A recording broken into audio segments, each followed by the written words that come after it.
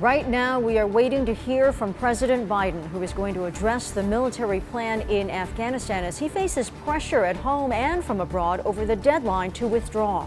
Here in San Diego, local health care groups are now pushing county officials to enact health and safety mandates. What exactly they're calling for. And we are hearing from the partner of Officer J.D. de Guzman, recounting the night the two were hit by gunfire. ABC 10 News at 11 starts now. ABC 10 News at 11 starts now. And again, we are waiting for President Biden to speak at any moment now as we start with the latest on the situation in Afghanistan. I'm Jim Patton. I'm Virginia Cha. President Biden this morning did say the U.S. will stick to its original plan to withdraw troops from Afghanistan by the end of this month. But the president says he would consider extending the military's presence if needed to ensure everyone who needs to evacuate can.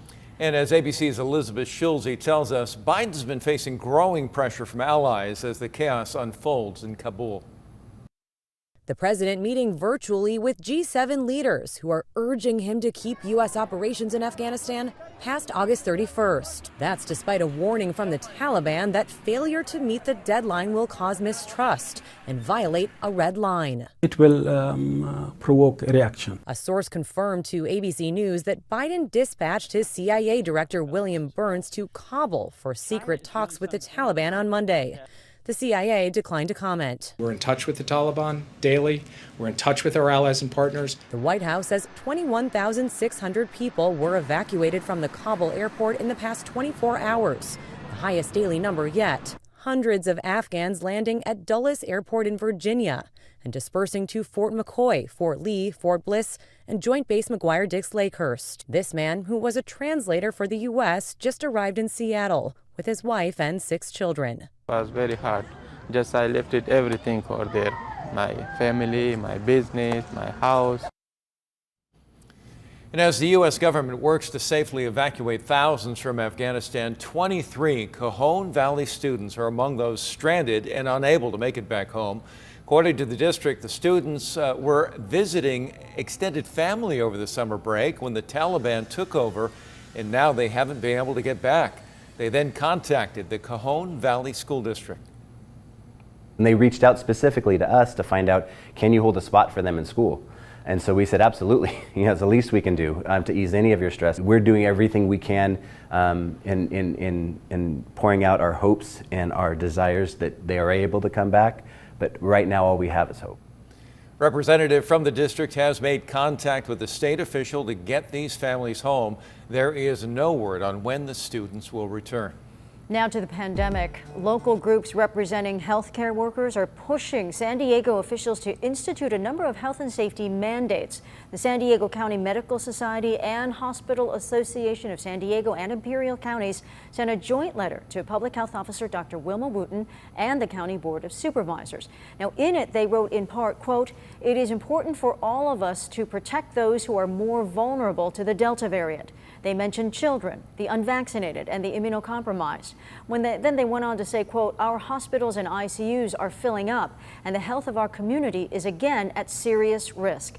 They're calling on the county to require masks indoors, regardless of vaccination status, and to require proof of vaccination at indoor venues such as restaurants and gyms. Meanwhile, the San Diego Office of Education is reminding administrators that they're required to enforce the state's mandate, which requires masks be worn indoors at school. The county pointing administrators to a letter from the State Department of Health warning that failure to comply with the mandate could result in fines or other actions. They say school leaders have a legal duty to follow the mandate to avoid exposing students to preventable harm. Ramona Unified was considering a mask opt-out program, but last week decided to reverse course and require everyone to wear masks. This is all coming after a months-long resurgence of the coronavirus, the Delta variant behind a spike in cases across the U.S. this summer, a time when many had hoped we'd be getting out of the woods. With the new variant spreading, Dr. Anthony Fauci is now saying next spring could be the point we finally get the virus under control and in our rear view. He says that time frame, though, depends on people taking precautions and getting vaccinated. We hope we'll be there at the time frame that I mentioned correctly, being the spring of 2022, but there's no guarantee because it's up to us.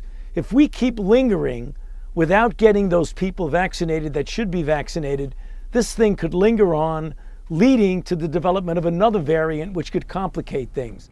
Dr. Fauci said he hopes now that the Pfizer vaccine has full FDA approval, more people will be convinced to get vaccinated. The trial continues for the man accused of killing San Diego police officer J.D. de Guzman and wounding his partner Wade Irwin 5 years ago. ABC 10 News anchor Mary McKenzie joining us live downtown. And Mary, we understand that Officer Irwin just took the stand, and this likely to be some of the most emotional testimony. Emotional and lengthy too, Jim.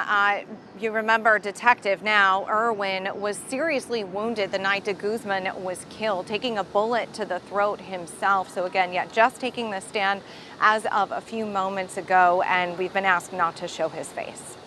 He has a blue uniform on, pants and shirt, patches on the shirt on both shoulders, it says San Diego Police. A nice shiny badge on his chest. It says police officer, San Diego Police, body-worn camera, a name tag, and his duty belt with firearm. As I said, he's now Detective Wade Irwin, taking the stand, beginning what will surely be a rather lengthy testimony. He's just begun to describe how he and his partner were dressed that night and the vehicle that they were riding in that night back in July of 2016. It will be important in a moment when I explain, but we also heard from investigators who talked about combing the scene the day after, finding the weapon that prosecutors say was the one used to shoot and kill Officer de Guzman and wound officer at the time, Irwin. Prosecutors say Jesse Gomez was the shooter. During opening statements, the deputy DA called what happened that night an execution. Gomez's attorneys have said that he didn't know that he was shooting at police officers when he was approached by the two men that night, but they were in a marked vehicle, as Irwin described this morning. Gomez's attorney, though, has said that he was under the influence of methamphetamines and that he was in a, quote, gang-infested area of Shelltown and was approached from behind, that he, in fact, shot the officers out of fear for his own life. De Guzman was a 16-year veteran of the department. He died at the hospital that night. Irwin was hospitalized for almost a month. Prosecutors seeking the death penalty for Gomez if he's convicted with a special circumstance allegation of murder of a police officer. So this trial is expected to go potentially as long as 6 to 8 weeks. Reporting live downtown, Mary McKenzie, ABC 10 News. Mary, thank you very much. Carlsbad Unified School District students are returning to the classroom for full in-person instruction today. School employees are required to be vaccinated against the virus or undergo weekly testing. Everyone on campus is also required to wear masks indoors, but they aren't required outside. Class sizes are smaller, but there are no physical distancing requirements. The district says they've also installed HEPA air filtration systems to increase ventilation. Now to some breaking news from the world of music. Charlie Watts, the drummer of the Rolling Stones, has died. His publicist announced the news this morning. It's coming just weeks after Watts said he would not be touring with the Stones this year for health reasons, but it was not specified what the problem was. That tour is set to start in a month. Watts joined the Stones in 1963, played with them ever since. This morning, the band's website has been cleared of everything, reduced to a single page showing just a portrait of Watts. Charlie Watts was 80 years old. Well, a big milestone for the Mid-Coast trolley line as local transportation officials get a first look at the brand new stops. ABC 10 News reporter Marie Coronel shows us how soon you'll be able to catch a ride on that trolley line. It's scheduled to be finished by mid-November. Elected officials are visiting 3 stops out of this brand new route. It's been in the making since 2016, and now MTS officials say the Mid-Coast extension of the UC San Diego Blue Line is on track to open by mid-November. Tuesday, local officials involved with transportation projects got a sneak peek of the brand new route. Once it's finished, it will extend this line from the San Ysidro border all the way to the UTC area. That should cut down drive times and congestion in these busy communities. It's going to serve a lot of major healthcare campuses like Scripps and UC San Diego Health, as well as the Veterans Administration Healthcare Center there. It has education opportunities, so you're looking at UC San Diego. And it also connects to the rest of our system. So it's not just a trolley extension, it's really transit system expansion. And to support this 11-mile extension, they've had to hire about 120 more employees to fill trolley operator positions to security guards and mechanics. For the next few months, MTS officials will continue testing the trains, really focusing on training the new employees. We got to make sure our operators know how the system works, how the trains feel. We got to make sure that the power works. We got to make sure that all of the platforms work well and interact with the trolley okay.